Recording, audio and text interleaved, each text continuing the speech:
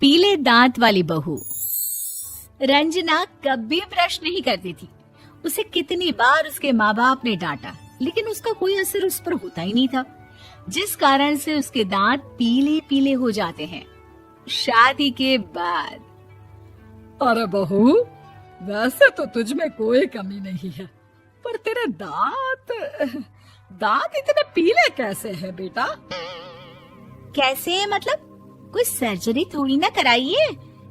वो तो क्या नाम, मैं ब्रश नहीं करती थी तो पीले हो गए। अब क्या करूं? आप कहें तो लाल करवा लूं या फिर काले? यार ये क्या है, क्यों माँ से लड़ रही हो? लड़ रही हूँ?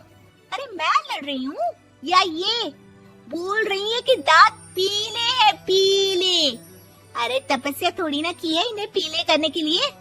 बकायदा ब्रश नहीं किया है 20 साल तक, तब जाकर।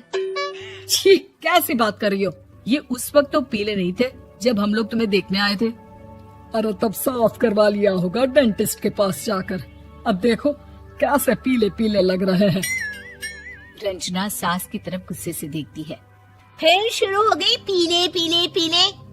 अरे पीले तो तब भी थे जब मेरे हाथ का रसगुल्ला उड़ा उड़ा कर खा रही थी और बोल रही थी, लड़की नहीं गुणों का खजाना दे रहे भाई साहब आप।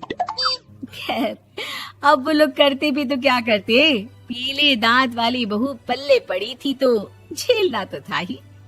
एक दिन कीर्तन में रंजना गाना गा रही थी।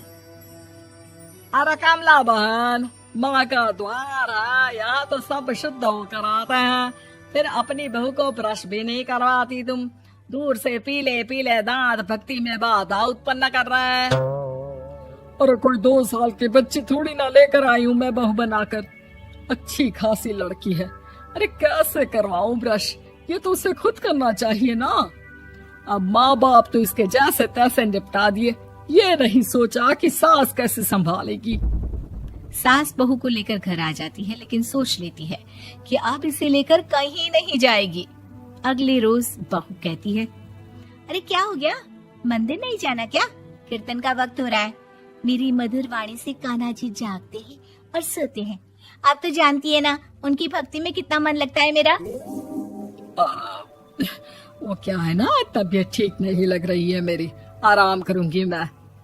तबीयत ठीक नहीं लग रही? अभी तो मिथुन के गाने पर नाच रही थी आप, और अब बोल रही है कि तबीयत ठीक नहीं लग रही।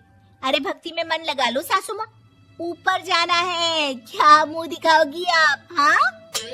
सास को बहू की बात पर गुस्सा आ जाता है। मैं क्या मुंह दिखाऊंगी, इसकी चिंता तो ना कर, समझी? अपने मुंह की चिंता कर, जो ये पीले पीले दांत लेकर हर जगह पहुंच जाती है। पता है लोग कितना मजाक बनाते हैं। ना जी ना, मैं नहीं जाना कहीं तेरे साथ। तो ये बात है। कोई ना, मत जाओ, मैं अपने कमरे में ही बैठकर भक्ति कर लूंगी।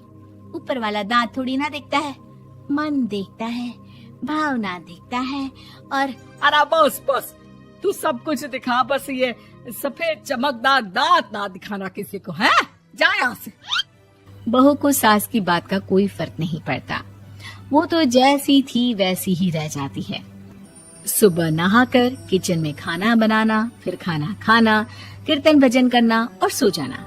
एक दिन, माँ जी मैं सहेली के घर जा रही हूँ, शाम को लेट आऊंगी।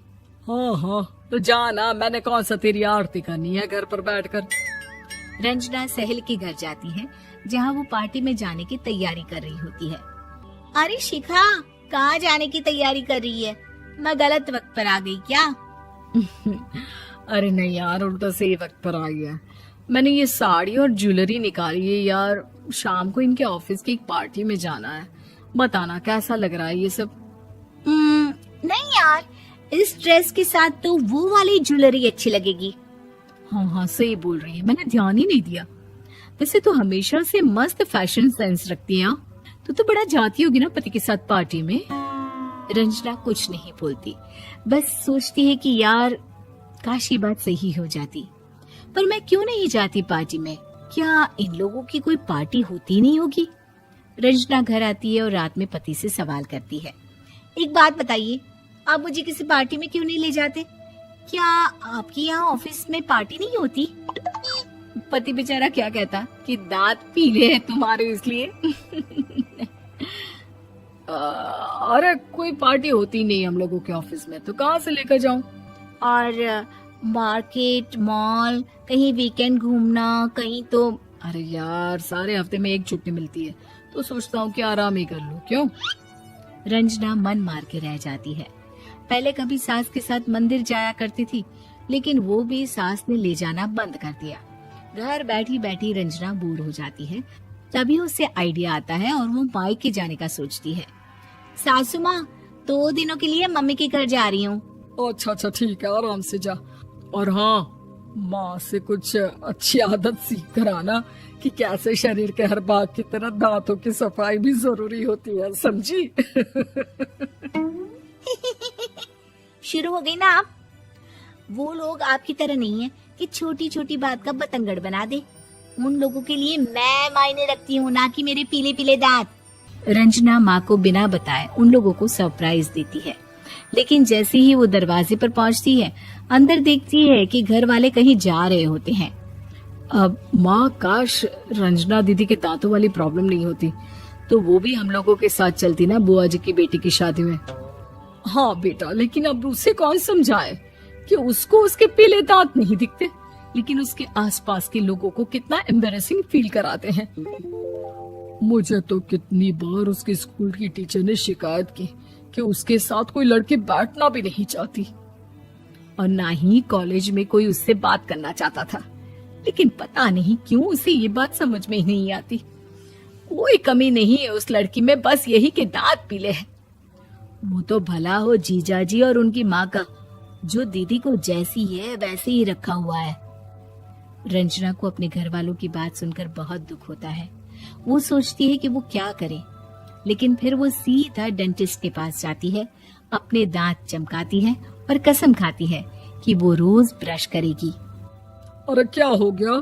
तुम तो 2 दिनों के लिए गई थी ना, पर कोई ना, अच्छा है, चलो आ गई तो। रंजना सास के सामने आकर खड़ी हो जाती है और पूरी स्माइल करती है, उसके चमकदार दांतों को दिखाती हुई।